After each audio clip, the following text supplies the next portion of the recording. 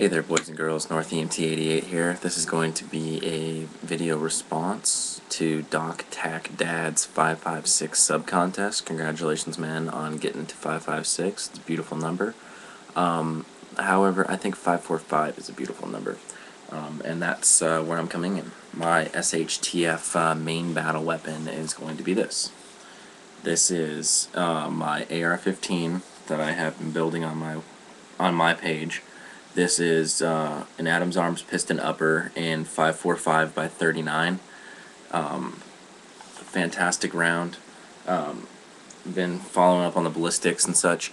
Very similar ballistics to the 556, except it tumbles instead of fragmenting, which I'm okay with. If I'm hitting somebody 300 yards out with the 545, I can afford to hit them twice. 7.62 is a terrible round. I'll say that now. It's fun to shoot. It'll stop you cold if it hits you, but you're getting a nice arcing rainbow effect with it. 5.56 and the 5.45 fly like a frozen rope. So that's why I decided to go with this. Not to mention the cost. Something around the range of 1,000 rounds of mil-spec 5.56. or even some okay Remington 223, you're looking at spending almost $300 for 1,000 rounds or so, or reloading your own. I'm buying Russian Surplus 5.45 by 39 from AIM Surplus, and I'm getting 1,080 round spam cans for $120 each. So I mean, I think my last order it was $192 for 2,160 rounds. So as far as stockpiling goes, I mean, I don't have a lot of money to throw around, but I do have 2,000 rounds sitting around for my main battle rifle just in case. You never know. And then as far as shit hits the fan, weapon of choice, Ruger 1022. Everyone overlooks Ruger 1022. I don't have it in my hands right now, and I'm not gonna lie, I just didn't feel like going to get it.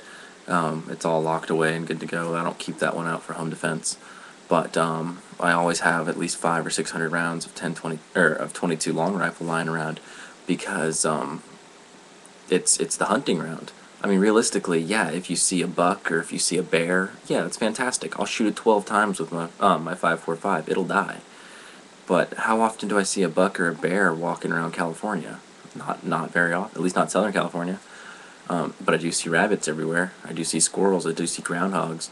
I do see stupid little things that I can eat if I need to. And people never talk about it. But I mean, there's cats, there's dogs that are gonna now be put out in the streets. So I mean, they're food. They're now my dinner. If it's really getting that bad and I'm firing off rounds in the middle of a town. So yeah. 22 rifle, I believe, is probably the best purchase for at least starting out with SHTF, because you can secure food, you can do proper weapons training, you can get out to the range, actually plink and tear paper without breaking the bank, and that way you can put some stuff aside to get food, get water, get shelter, get squared away with your other necessities, and if someone breaks into your house, you can hit them 6 times in the chest with the 22 and they will not get up. The 22 long rifle leads to the most deaths of any round in America. Obviously, 7.62 and 5.56 overall in the world lead to the most deaths, but that's just the number of rounds being fired in anger. No one pays attention to the 22. That's why it kills more people, because they take it for granted. So it's not a toy, but it's definitely not the main battle rifle that I want to depend my life on. Great for catching rabbits. Second, for home defense. Primary home defense is the Glock 27, chambered in .40 caliber. I specify that because the majority of the rounds I shoot out of my Glock 27 are 9mm. I shoot most of them out of my Lone Wolf 40-9 barrel. This barrel is nice because it completely lines up feed ramps, it goes together perfect, feeds flawlessly, and I can shoot for cheaper. When I'm home, I always have 2 loaded mags, at least. These are Ranger XST jacketed hollow points. So, I mean, that's 18 rounds right there. If anybody comes in, they need more than that. I got 4 AR mags always jammed. If they need more than that, I'm screwed. So, I mean, that's basically where I'm at. But, I mean, this is expensive ammo. I did the trade, got some for cheap, but if I'm going to get more, it's expensive. Even FMJ's surplus ammo is expensive for 40 caliber, but I can get pretty cheap 9mm ammo. I always have at least 500 to 1,000 rounds of 9mm lying around, and that's just in case. In case the government says, you know what, we're not going to let you guys buy ammo anymore. In case the government's like, oh, you can only buy 500 rounds a year. Whatever. I want to at least have some surplus ready to go.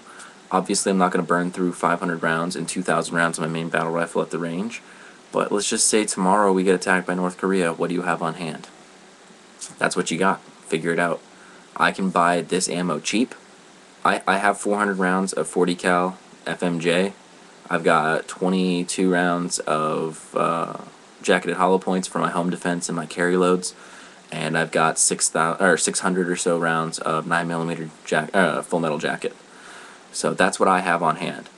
I'm putting in an order right now. I'm going to be getting another 2,000 rounds for my 5.45, so I can have more sitting around, and I'm going to be putting in an order for at least another 1,000 rounds of 9mm, because 9mm will kill people. People are always like, oh, 9mm, that's the girly bullet. Yeah, it is girly compared to a 50 BMG. If I shoot you in the face with a 50 BMG, or if I shoot you in the face with a 9mm, you're going to die. I've seen lots of patients, and I've dealt with lots of people that have died from a single 9mm shot to the chest. The reason they teach you to shoot center mass is because it works. So I'll leave it at that, but don't discount the smaller calibers, the cheaper calibers. If you guys are deciding on what to buy or what to look for, smaller, cheaper is better. And you can afford to put 2 in somebody if you need to. And there's always the chance that the one will work fine, and you have that second one lying around just in case the next buddy comes around. But that's neither here nor there. Thank you again for the contest. Prizes look awesome. Thank you again for your channel. Videos are always great to watch. And sorry I just rambled on for 7 minutes and 45 seconds. Have a good day, guys.